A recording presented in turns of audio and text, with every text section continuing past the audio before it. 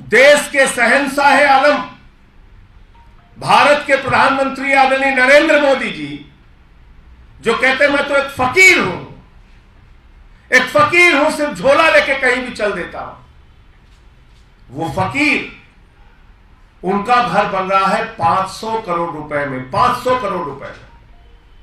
और शहंशाह आलम अगले घर में जहां जाएंगे, शहंशाह आलम जिन 500 करोड़ रुपए के घर में जाएंगे भारत के प्रधानमंत्री आदरणीय नरेंद्र मोदी जी, उसके पहले उन्होंने कहा कि हमारे घर को थोड़ा ठीक ठाक करो।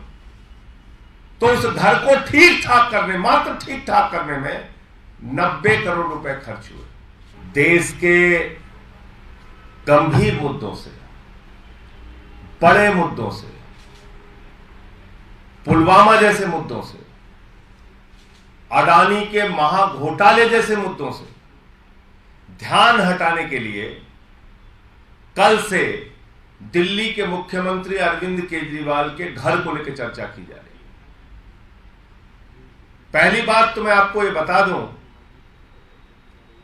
कि यह घर जो दिल्ली के मुख्यमंत्री का बना था वो 80 साल पुराना 1942 में बना हुआ घर था। दूसरी बात, एक नहीं 3 घटना हुई उस घर के अंदर। एक में मुख्यमंत्री के माता पिता जिस कमरे में रह रहे थे उसकी छत गिर गई। दूसरी घटना में मुख्यमंत्री जिस कमरे में रह रहे थे उसकी छत गिरी। तीसरी घटना में मुख्यमंत्री जहां पर लोगों से मिलते हैं उसकी छत गिर गई।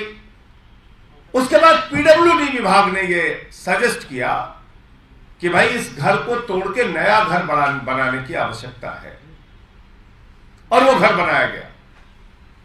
30 करोड़ की लागत से वो घर बनाया गया, जिसको लेकर कल से चर्चा हो रही है। दिल्ली के लाट साहब एलजी, उनके घर की मरम्मत में, मात्र मरम्मत में, नया घर बनाने की बात मैं नहीं कर रहा हूं, मात्र मरम्मत में 15 करोड़ रुपए खर्च होते हैं।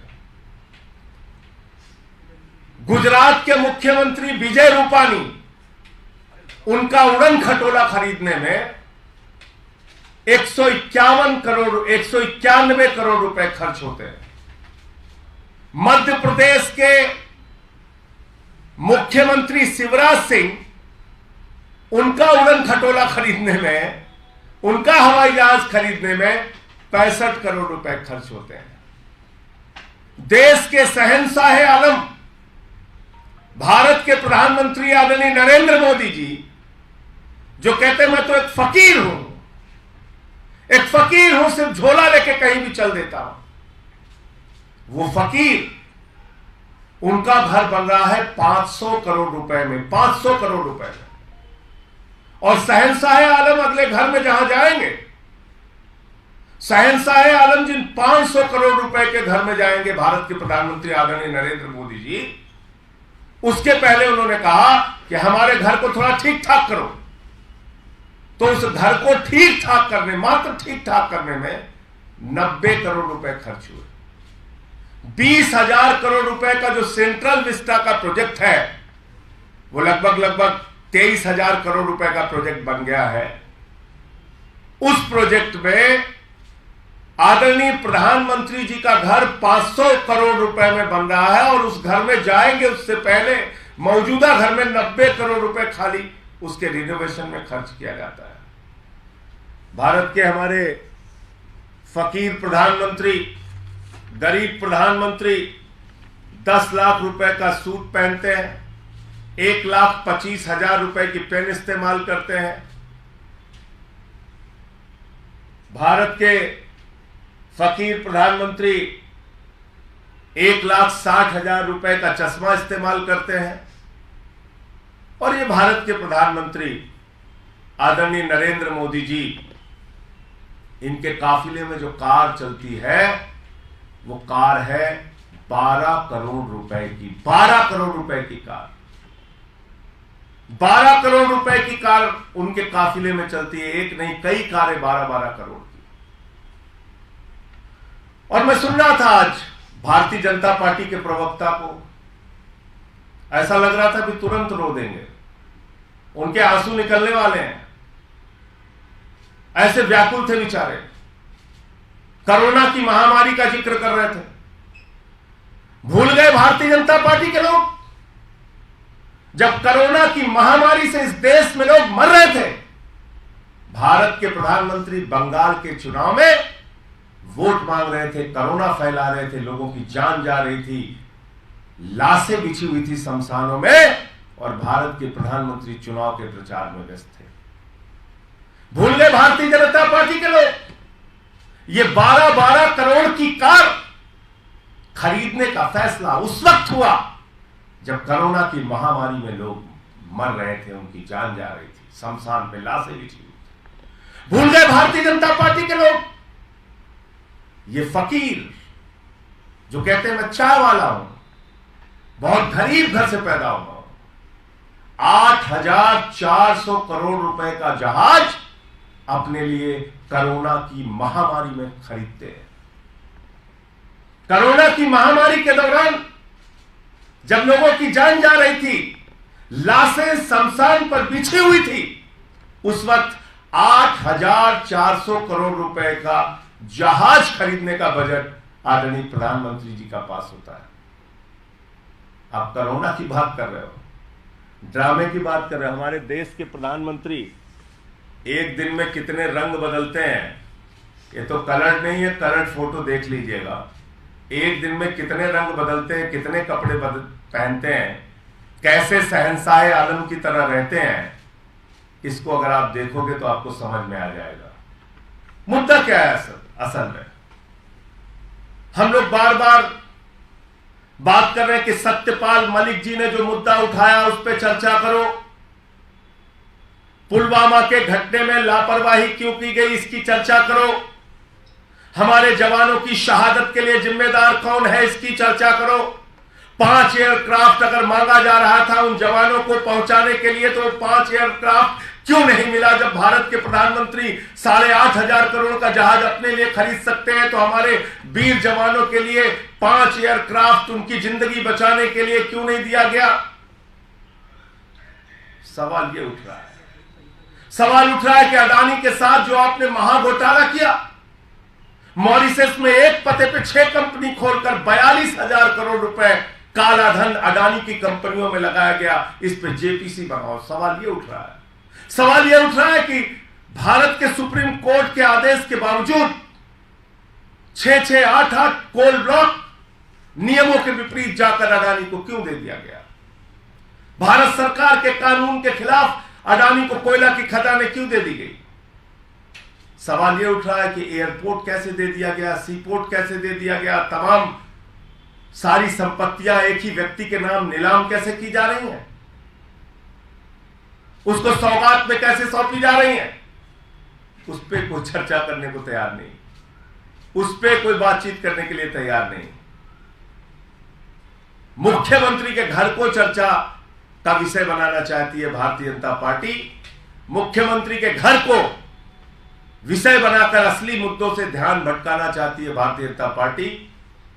और आज मैं भाजपा के प्रवक्ता संबित पात्रा को सुन रहा था, अगर तुम में जरा भी नैतिक साहस है तो पूरे देश से अपने प्रधानमंत्री जी को बोलिए कि पूरे देश से हाथ जोड़कर माफी मांगे कि कोरोना के समय में चुनावी रैलियां करके कोरोना क्यों फैला रहे थे। कहां थे जब लोग चीख रहे थे? पूछे प्रधानमंत्री से, अगर जरा सा भी नैतिक साहस है कि इस कोरोना के समय में जब लोग मर रहे थे तो आप 8,000, 8,500 करोड़ का जहाज अपने लिए क्यों खरीद रहे थे? पूछिए अगर जरा सा भी नैतिक साहस है कि 12-12 करोड़ की अपने इर्द गिर्द घूमने वाली कारें क्यों खरीद रहे थे उस वक्त जब लोगों की जान जा रही थी। तो इसलिए असल मुद्दा है पुलवामा में मारे गए हमारे जवानों की शहादत के लिए जिम्मेदार कौन है, इसका जवाब दो। जो विषय वहां के तत्कालीन राज्यपाल, मौजूदा पूर्व राज्यपाल, 4 राज्यों में राज्यपाल रह चुके सत्यपाल मलिक जी उठा रहे हैं। सवाल यह है कि अडानी के महाघोटाले पर, लाखों करोड़ के महाघोटाले पर जो सवाल उठाए जा रहे हैं उस पर जवाब सरकार कब देगी, इस पर चर्चा कब होगी। और प्रधानमंत्री जो हमारे शहंशाह आलम हिंदुस्तान के फकीर, गरीब चाय बेचने वाले 550 करोड़ रुपए के घर में रहते हैं, लाखों का सूट पहनते हैं, लाखों का पेन इस्तेमाल करते हैं, लाखों का चश्मा इस्तेमाल करते हैं, दिन में कई बार कपड़े बदलने का काम करते हैं, उनका जवाब कब दोगे? सवाल यह है कि 15 करोड़ रुपए सिर्फ अपने घर की मरम्मत में दिल्ली के लाट साहब खर्च करते हैं, उसका जवाब कब दोगे? 1 एकड़ में मुख्यमंत्री का घर है और 6 एकड़ में लाट साहब का घर है, इसका जवाब कब दोगे? सवाल यह है कि सैकड़ों करोड़ रुपए नमस्ते ट्रंप के नाम पर हिंदुस्तान में उस वक्त खर्च किया गया जब कोरोना की महामारी का भय था पूरे हिंदुस्तान में। उस वक्त आप अमेरिका के राष्ट्रपति को लाके नमस्ते ट्रंप, टाटा ट्रंप कर रहे थे। इसके लिए जवाबदेह कौन है, जिम्मेदार कौन है? इसलिए मैं भाजपाइयों से कहना चाहता हूं, असली मुद्दों पर बात करो। जवानों की शहादत बड़ा मुद्दा है, उसके लिए गद्दारी किसने की, देश से धोखा किसने किया, यह बड़ा मुद्दा है। अडानी के साथ मिलकर घोटाले पे घोटाला भारत के प्रधानमंत्री नरेंद्र मोदी कर रहे हैं, यह मुद्दा है। इन मुद्दों पे बात करो, इन मुद्दों पे चर्चा करो। एक सवाल है, आप कह रहे हैं कि कुछ राजनेता जो है अपने फायदे के लिए भ्रष्टाचारियों को साथ में लाते हैं। कई राज्यों में भी देखा गया कि बाहुबली को छोड़ा जा रहा है, जो कि आईएएस के हत्यारे हैं। इस राजनीति को किस तरीके से देखते हैं? जैसे बिहार में हुआ, आनंद मोहन बस।